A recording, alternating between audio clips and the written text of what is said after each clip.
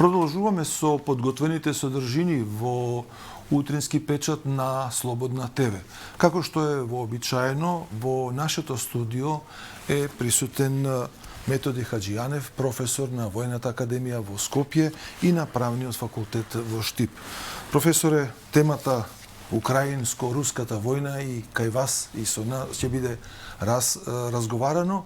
Меѓутоа, со оглед дека сте воен аналитичар, воен стручњак, да го започнеме разговорот со она што е најактуелно, а тоа е состојбата во Бахмут.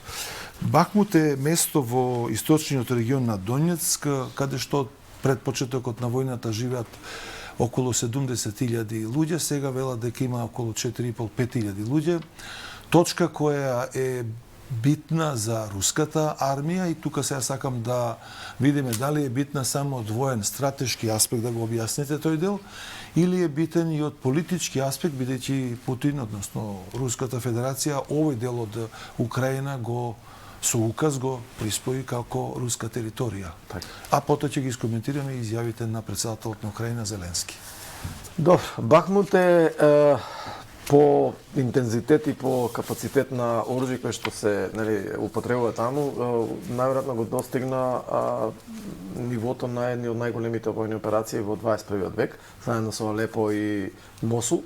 Иако таму имаше многу повеќе луѓе, на хартија, барем 101 наспроти 10.000 употребува од страна на сојузниците и ИСИС, но она што може да слободно се каже е дека во арсенал и по, да кажеме, средства артилериски кои што се искористени, но и во жестината на нападите, бидејќи станува збор за клинч на две исклучително тешки конвенционални армии. Едната е украинците кои што се од упорна одбрана, додека другата е офанзивата на русите или пред се Вагнер, групацијата која што ги води главните офанзивни операции. Оно што за Русија се има две тези, две теории, според западните, да кажем, медиуми, они не му придаваат значење на Бахмут и сметаат дека, дури аналитичарите од Запад сметаат дека тој нема никаква стратешка важност. Од друга страна, руската логика, во неколку пати говоревме за тоа, е малце поинаква околу војувањето и они имаат пред се сватија дека во првиот бран на ешелонско војување, значи тој сакаат повторно си го вратат нивниот начин на војување, им се јави проблем логистичкото снабдување заради тоа што пенетрира многу длабоко до Киев и не можеа на обстојат да ги хранат, односно да постигнат логистички да ги поддржуваат тие единици кои што ќе напреднат. До Бахмут, со освојувањето на Бахмут, значи, ако Бахмут падне, веќе они имаат физички мост со кој всушност ваквото снабдување ќе остане понатаму непречено. Од друга страна, факт е дека ова станува пирова победа затоа што има огромен број на жртви, но факт е и уште една работа, а тоа е дека Русија историски војувала со голем број на жртви. Оно што сега се случува е од минатата ноќ, од Хромово, започнува од запад, значи да ги обколуваат овие сили на Украина и дури украинскиот командант таму на силите, иако беше доста, да кажеме, про обстојување во Бахмут, тој му порача на Зеленски да не се повлекува. Сега е тој кој што вели дека веќе Бахмут е загубен и најверојатно ќе треба да се повлече. Во контекст на овие војни действија сакам да ги искоментирате две изјави на претседателот Зеленски, дадени неодамна. Првата е дека ќе го брана до последниот човек Бахмут, а веќе од вчера е изјавата дека самиот град не вреди да се жртвуваат животите на луѓето. Дали логиката на војната или на руската армија оди во таа насока дека Зеленски сваќа дека мора да се повлече? Па, по се изгледа по оно што го изјавил, значи ќе мора да се повлече, бидејќи како што реков и неговите команданти се веќе тие кои што беа најгласни дека треба да се остане во Бахмут и дека не треба да се предаде Бахмут, сега всушност они бараат да се извлече. Дури и сега нови сили кои што треба да се пратат таму не е за да го задржат Бахмут, туку да создадат непречено излекување, за да може тоа излекување да биде координирано многу слично како што русите тоа го направија есеноска.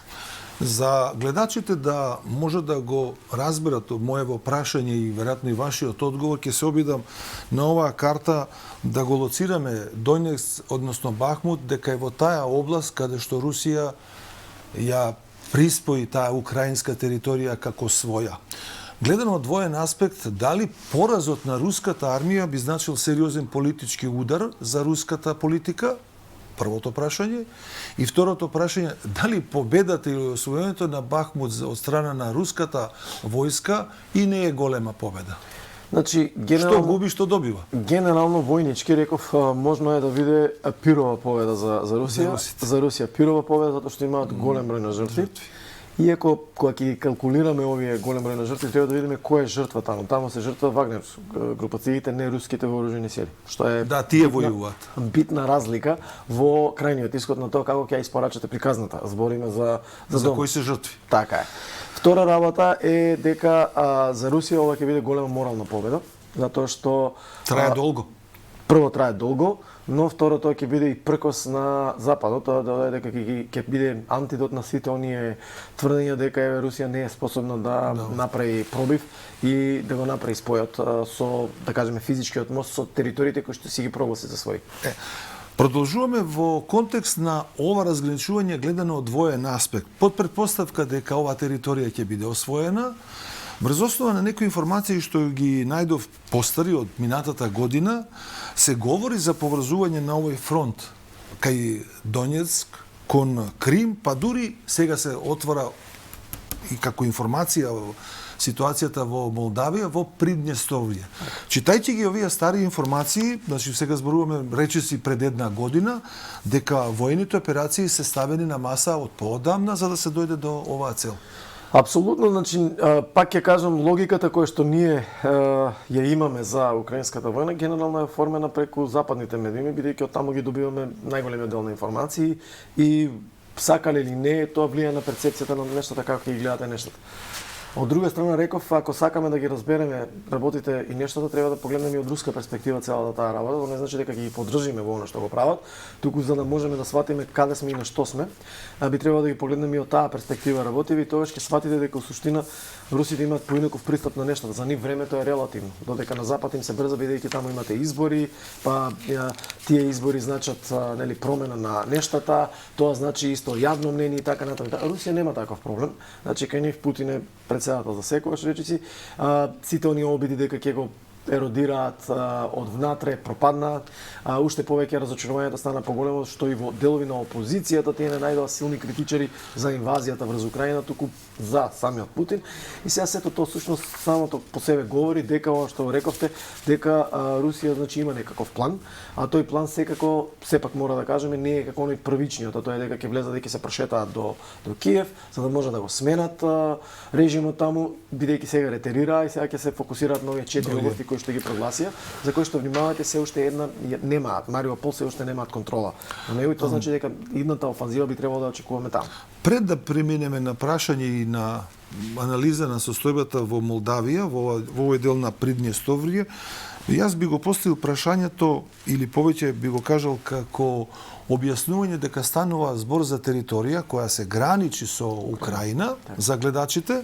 Тоа е нивниот исток, односно гледано од аспект на Украина запад, исток во однос на Молдавија.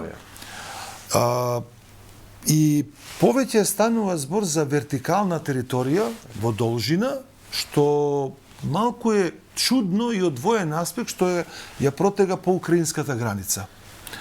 Доаѓањето сега на овој регион во невралгична точка со потенцијал, наоѓам информации кои во 2014 година пробувале да се почнат мировни преговори, а речиси конфликтот започнува 90-тите години кога прогласуваат одвојување од Молдавија. Прашањето до вас, дали воено, политичкиот проблем го гледаме, сепаратистичките тенденции на Молдавија, дали воено може Русија на вистина да го искористи овој немир, да влезе, бидејќи не најдов информација дека ги поддржуваат. Сега дали може да се сврти обратна ситуацијата? Ако стојат работите како што стојат овака, и ако се точни информации дека добар дел од главните сили на руската челична тупаница. Таму има војска руска. Има околу 1500 војници кои што се, да кажеме, во клинч во моментов. Меѓутоа нивната обученост и како се вика оперативна подготвеност се уште е непознаница. Но она што сакав да го кажеме, ако се точни овие податоци дека Русија е врзана овде, за сега тешко дека ќе може оперативно да ескалира на овој дел, затоа што и фали има се уште добра бариера од украински сили. Бидејќи внимавајте, ако тргне офанзива на Украина и на молдавските сили, во тој случај 1500 војници би се нашле во клинч кој што би биле жртва. Сега, постои една друга опасност, а Да, тоа е практично не може да ги извлечат овие што се Така е. внатре. Да, затоа што тие се фактички заобиколени, тие се оставени. Сами се. Тој проблем не е од сега, тој проблем од 91 година, кога всушност и започнува делењето на Советскиот сојуз, како една од болните точки покрај Осетија, покрај Ингусија и така натаму, останува и овој дел во кој што всушност молдавците сите изминати години минуваат со пасоши таму, значи тие мора да покажат руски пасоши за на таа територија. Тоа што уште пострашно е што како се вика, оваа територија е најголемото депо, значи на оружје, иако Молдавија дека истакна дека имаат доста пренаселено дури и плюс оружје, во кое што тие сега имаат инверзија на заканата, тоа е дека се заканува дека би го активира едно дека ќе го земат, но и да го активираат целото тоа оружје, односно да го потрошат тој арсенал. Има една теза дека на русите тој арсенал очено им е потребен, бидејќи калиберот со кој што всушност го имаат таму е артилериски, а тој е ехо на нивната доктрина, а тоа е масовност во оганот и ударот, и како резултат на тоа всушност сега им треба такви залихи, бидејќи очигледно е дека со ова темпо ако продолжат, значи иако имаат доста голем број на залихи, сепак значи тоа значи дека тие планираат дополнително да ја ескалираат состојбата.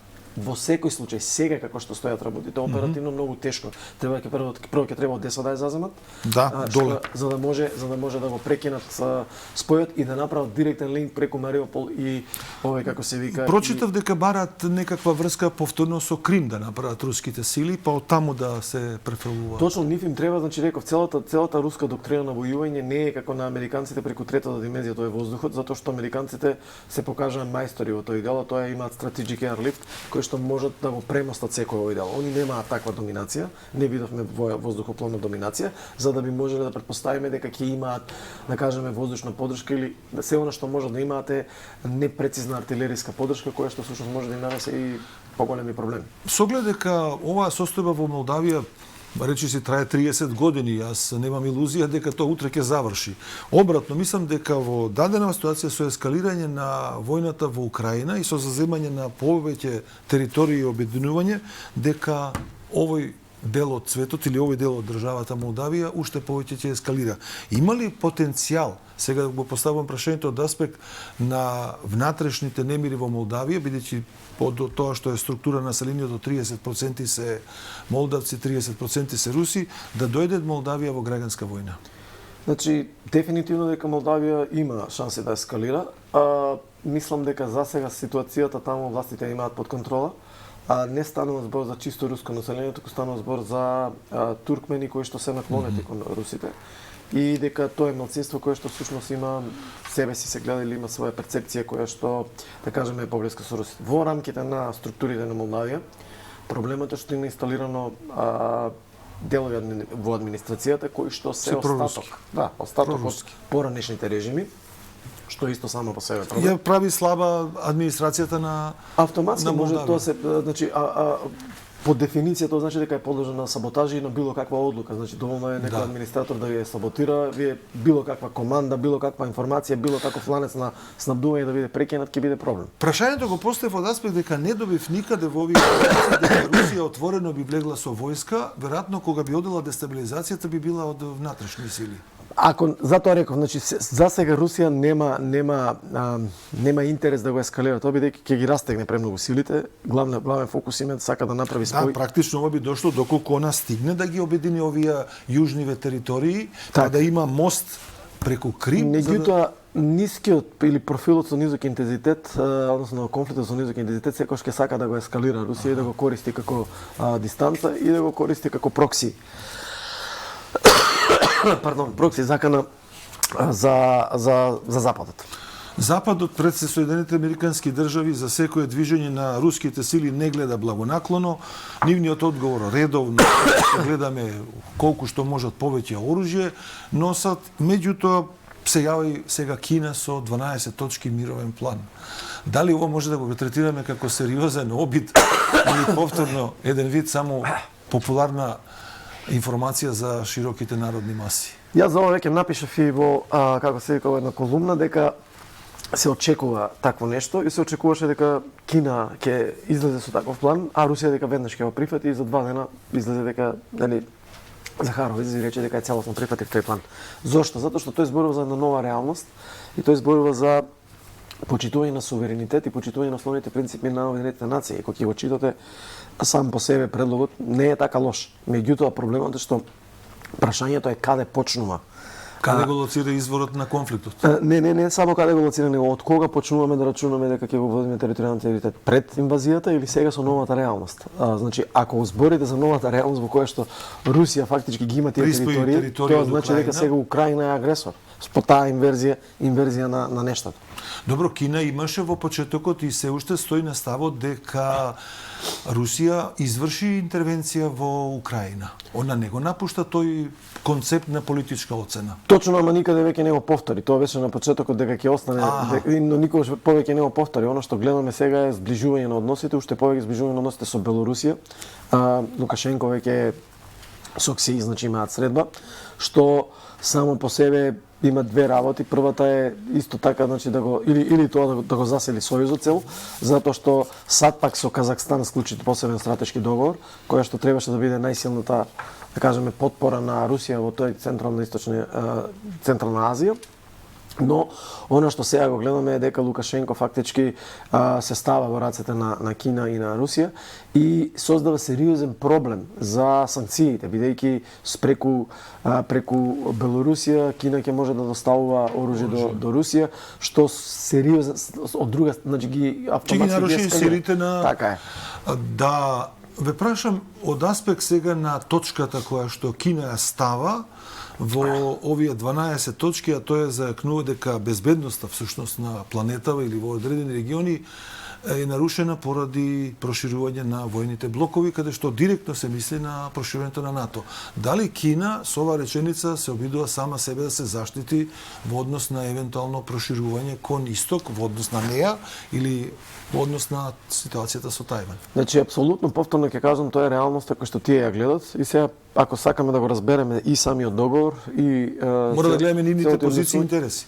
Апсолутно мора да ги видиме нивните стратешки интереси и наративот кој што тие го развиваат, тоа е ревизионистички, дека тие го предизвикуваат ваквиот систем во кој што они го гледаат како униполарен, доминиран од либерална демократија, во кој што универзализацијата на тие вредности за нив не важи. Значи, они велат дека не може да ги интерпретирате работите се онака како што сака либералната демократија. Нас ни се познати принципите на Јалта и поделбата на светот и практично тие принципи успеава да го одржат светот во една мирна состојба, со исклучок на оние мали конфликтни конвенционални што ги знаеме. Дали дојдовме до ситуација дека на светот му е потребна нова Јалта? Па најверојатно, само не знаеме каква ќе изгледа таа, бидејќи не знаеме, контурите не ги гледаме. Кој ќе биде победник? Апсолутно, трката по новата архитектура светска како ќе изгледа веќе е почната. Реоформувањето на тој нов светски поредок веќе е почнат. Што ќе значи тоа треба да видиме. Меѓутоа, ако го гледаме само овој фокус на линија Украина, Русија, Кина, Тајван, нема да можеме да разбереме целата работа. Ќе мора да се фокусираме на глобалниот југ, каде што Индија исто така игра мощна и значајна улога. Посебно сега, како на Блинкен во очи му плеснаа дека сакаат да останат стратешки независни, односно да имаат свој комунитет. Афричките земји, каде што ресурсите се исто така многу битни, особено за Европа, бидејќи посебно за Франција, колонијална Франција, која што всушност се уште ги гаи тие неоколонистички, нели, своји ресурси, од каде што всушност црпи доста добар дел од за да ја зајакне својата економија, каде што Русија сега всушност успева да навлезе преку Вагнер групата и преку други едни групации кои всушност го врши замена на наклоноста на водствата во Африка против Франција и ги стиснува со нивното влијание. И сега тоа всушност создава сериозен проблем. Професор Јанев, како професор за воени прашања, дали новата архитектура што претпоставуваме дека ќе се гради може да се направи исклучиво врз воени принципи или по завршување на војната? Или на вистина може светот или овие големи држави да дојдат и без да водат војни во некои критични региони? Не верувам, колку и да звучи нехумано, колку и да звучи ќе биде невкусно да се каже дека е тоа така, затоа што тоа ќе трае, тоа ќе се одолжува. Се додека не постои победник кој што ќе каже како ќе биде.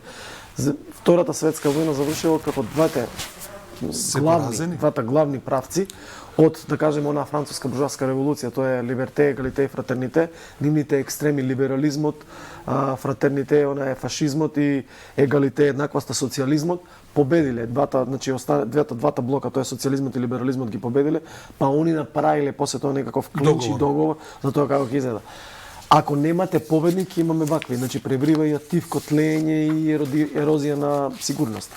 Како ќе заврши тоа сето не знам. Можеме ли да дадеме одредена временска процена од аспект на вашата стручност, дека една година помина од украинско-руската војна, дека пред нас е уште една година војна во тој регион? Па јас мислам дека неколку пати тоа веќе го нагласив, дека единствена светла точка, да кажеме, за да заврши сега. Иако работите може да се сменат преку ноќ, бидејќи војната и фрикцијата на војната се најнепредвидливото нешто.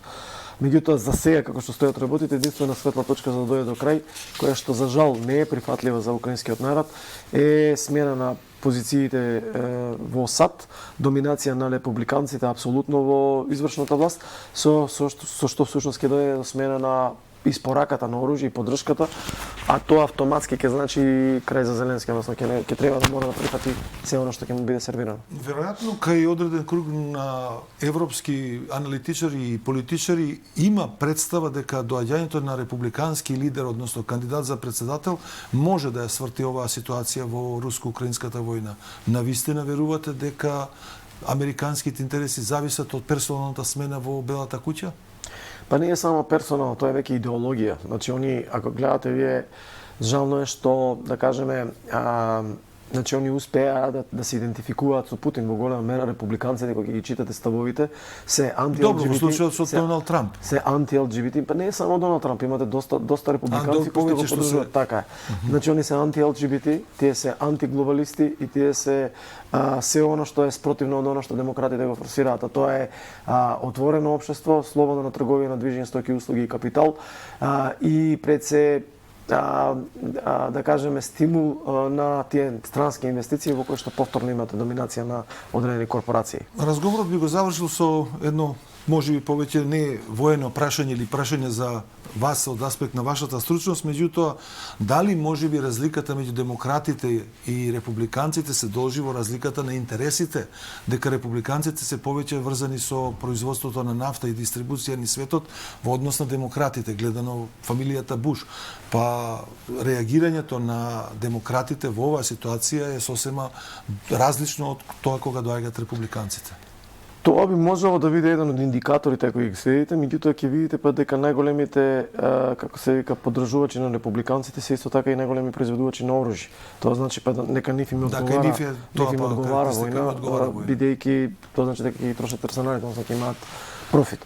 Сега така да мислам дека е малце подлабока не е персонална подлабок е рифтот, идеолошки е рифтот кој што всушност успеа не само граници како или на национално ниво да се следе, туку навлегува внатре. Тоа е раздорот помеѓу либерализмот и демократијата, неколку пати го поменувам тоа, а тоа е дали ќе го ставите точката на заштита на индивидуото до тој максимум да дозволите да е загрози комуната или пак сепак ќе останете на оние демократски вредности во кои што да, вие ќе дозволите слобода на многу нешта, меѓутоа сепак заедничките вредности, односно колективитетот, фамилијата, традициите, религијата и така натаму ќе ги задржите. И тоа се тие точки околу кои всушност сега се води таа борба, идеолошка борба, дури и на внатрешен план, на леви и десни, дури и во Европа го имате, не само во Америка.